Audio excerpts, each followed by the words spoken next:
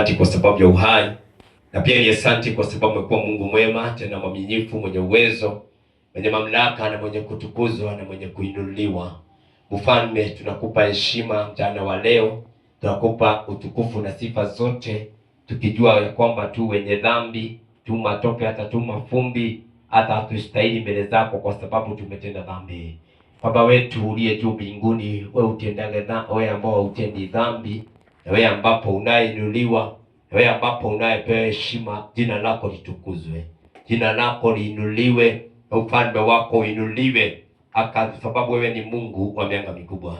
Asante kwa sababu wanayetutazama wakiwa mbali, wakiwa karibu. Asante kwa sababu ya walio kanisani, hata ni asante ni kwa sababu ya wale Bwana wa mbinguni ambao wakufika. Jehova, twajikabidhi mkononi mwako. Tunaomba neema yako inayepita neema zote ikawa juu ya makanisa zote, na tukaomba neema hiyo yako tafadhali ikawa juu ya taifa letu lote. Ni kwa sababu ya utukufu wako na ni kwa sababu ya wema wako. Baba, tunakuhitaji wakati huu ambapo Jehova kuna kiangazi. Baba, tunahitaji utupe mvua wa amani na wa furaha na wa upendo kwa ajili ya utukufu wako. Ukatupa mvua wa amani tena wa furaha katika taifa letu la Kenya, tena wa amani kwa sababu ni Mungu ambapo ni wa mianga mikubwa. Naomba tu ukatulehemu, ukatuongoza, ukatusaidia. Tunapoingia kwa neno lako tunakuhitaji, ukawa Mungu mwema tena mwaminifu, na ukatusaidia kaa karibu na wewe kwa ajili ya utukufu wako. Ukapokea heshima na utukufu kwa jina kuu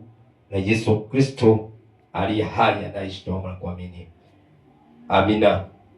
Naomba tusemezane neno la Bwana ambao ninaamini ya kwamba litaweza kutusaidia katika mioyo zetu, katika mawazo zetu na katika maisha yetu. Neno la Mungu ina maana sana linapoingia ndani ya maisha lako, linapoingia ndani ya nyumba yako, linapoingia katika familia yako. Neno la Mungu linasaidia mtu kujenga mawazo zake, kujenga roho yake, kujenga fikira zake, na mtu maisha yake inakuwa ikibadilika. Naomba tu nikushike ugeni kwa neno la mchana wa leo ambao ninaamini ya kwamba itakuwa faida kwetu sisi zote. Naomba tusemezane neno la Bwana kitabu cha Wafalme wa Pili mlango wa 6 mstari wake ni verse namba 16. Wafalme wa Pili mlango wa 6 mstari wake ni verse namba 16, na naomba nisomewe. Wafalme wa Pili 6 mstari wa 16 unasema hivi: Akamjibu, usiogope, maana walio pamoja nasi ni wengi kuliko wale walio pamoja nao. Asante. Naomba tusemezane neno la Bwana ambao inaongelea kuhusu kupiganiwa na Mungu. Andiko inasema ni baada ya mtumishi wa Mungu ambao ni Elisha, kwa kwamba amefika mahali ameona ya kwamba maisha imekuwa magumu, na kafika mahali akaona ya kwamba ni kana kwamba Mungu amemwacha, na akafika mahali akaona kana kwamba ni kana kwamba Mungu amemsahau. Maisha kuna mahali inafikaga unaona ni kama Mungu hayuko upande wako.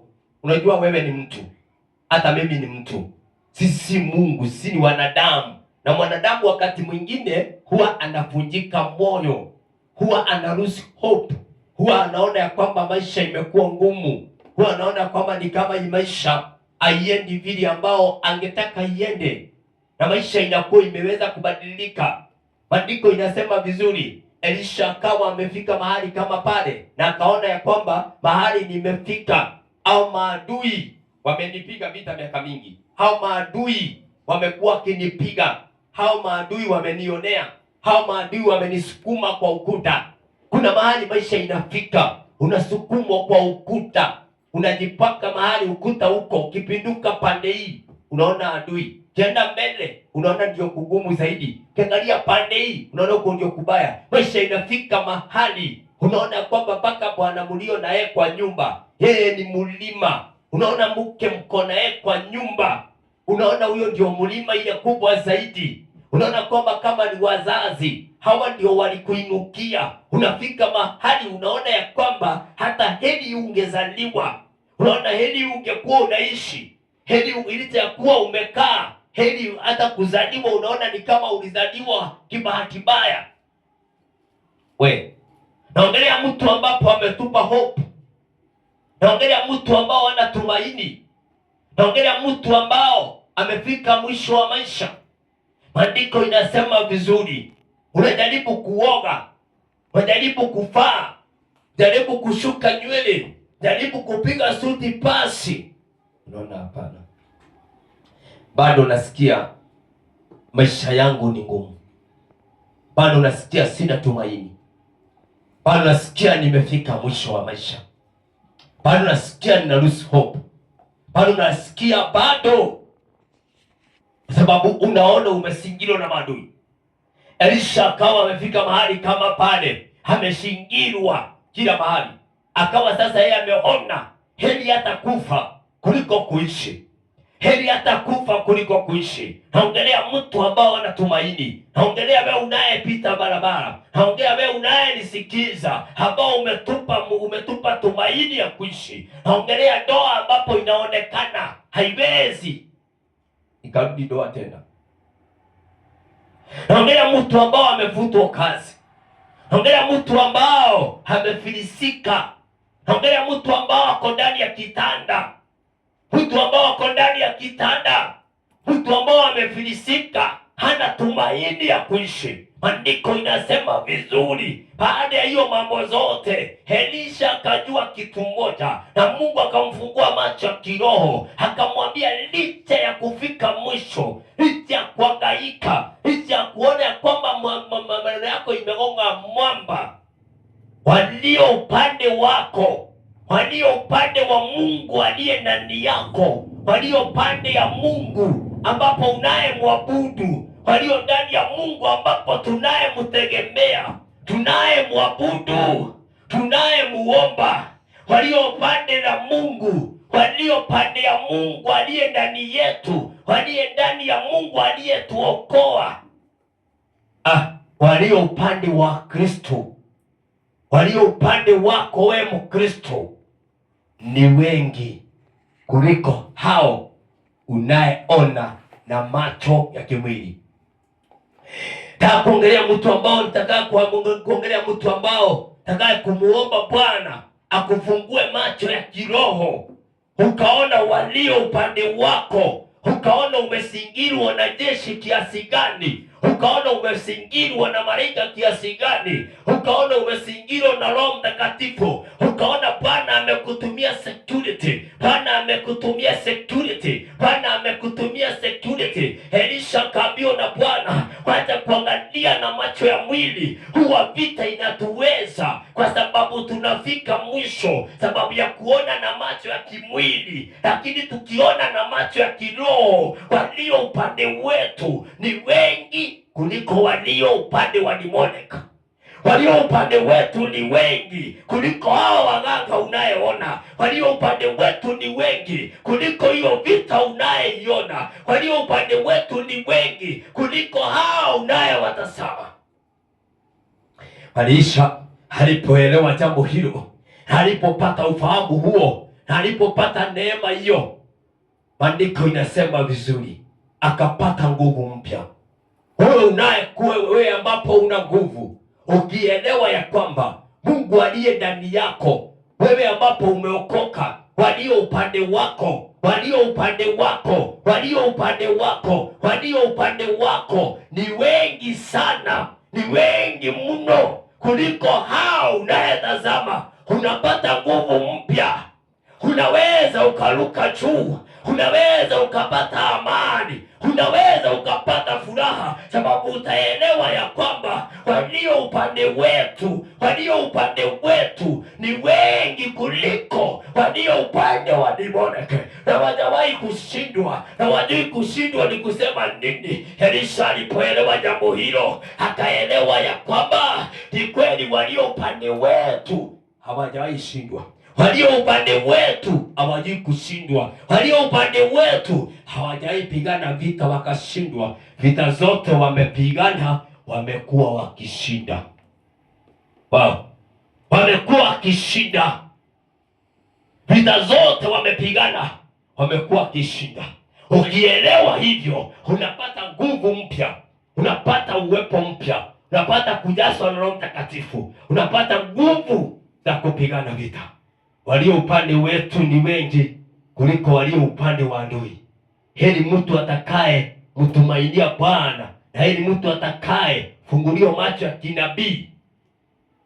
Bwana akamuonesha wale malaika ambao wamemtumia, ile security ambao wako nayo, ili akaelewa kwamba walio upande wetu, walio upande wetu, walio upande wetu, walio upande wetu ni wengi sana, ni wengi sana. Mtumishi wa Mungu ambao ni Gideoni alipoenda vitani, andiko inasema ya kwamba Mungu alimwambia hii jeshi ni kubwa sana, hii jeshi ni kubwa sana. Bwana ajitukuzagi na wingi wa watu. Sababu Bwana akitukuza na wingi wa watu, mtasema ni watu. Bwana anapenda kujitukuza na vitu vilie dhaifu, ili akakula utukufu. Sababu utukufu wake huwa anaukula yeye peke yake, hataki kugawana na mtu yoyote. Walio upande wetu, walio upande wetu watatupa mvua wa amani. Taifa letu la Kenya hitajika tuiombee mvua wa amani. Licha ya kutangazwa kuna kiangazi, Bwana atupe mvua wa amani, Bwana atupe mvua wa amani. Tusiombe tu mvua, tusiombe tu mvua, tusiombe mvua ya kuja kufurika watu, tusiombe mvua ya kuja kuua watu. Tuombe Bwana atupe mvua ambao ni amani katika taifa letu la Kenya, mvua ambapo ni amani. Tuombe Bwana atupe mvua wa amani, atupe mvua wa amani, na atupe mimea ya amani, na atupe chakula za amani. Na tuko na uwezo wa kujua walio upande wetu ni wengi, waweza wakatusaidia kutulehemu na kutusamehea, tukaondolewa kiangazi ambao kiliomo, na Bwana akatupea taifa letu chakula za amani, chakula za furaha. Mungu amani wabariki, posikize hiyo neno na walinde. Baba, ni asante sababu taifa letu la Kenya, ni asante kwa sababu ya kiangazi hii utaiondoa na kutupa mvua wa amani na mvua wa upendo, kwa sababu uko hai. Zaidi ya mambo yote ni asante ni kwa sababu Elisha mtumishi wako alipoelewa walio upande wake ni wengi, alipata nguvu mpya. Naombea mtu anayetusikiza ana nguvu mahali hapo, ukampa nguvu, ukampa amani, ukampa furaha. Aliyefika mwisho, neema yako iliyokuwa ndani ya watumishi wako ikamiminika juu ya maisha yake, na ikaweza kufika kwa ajili ya utukufu wako. Aliyo kitandani asiyejiweza, yote ambao amefika mwisho, iwe ni ya doa, iwe ni ya kazi, iwe ni ya kifainasho, iwe ni mahali popote, Mungu wangu na Baba yangu, ukatukumbuka, ukatulehemu. Zaidi ya mambo yote twaomba neema yako inayopita neema zote ikawa juu yetu. Neema zingine huwa ni za muda, zinaisha, lakini neema yako ni permanent and permanent katika maisha yetu, ukatusaidia kwa jina kuu la Yesu aliye hai anayeishi, tunaomba kuamini. Amina. Mungu amani wabariki, awatende mema, neema ya Bwana ikawa juu yetu, na tunawapenda, tunawaombea. Mungu amani wabariki na watende mema. Asanteni, bye.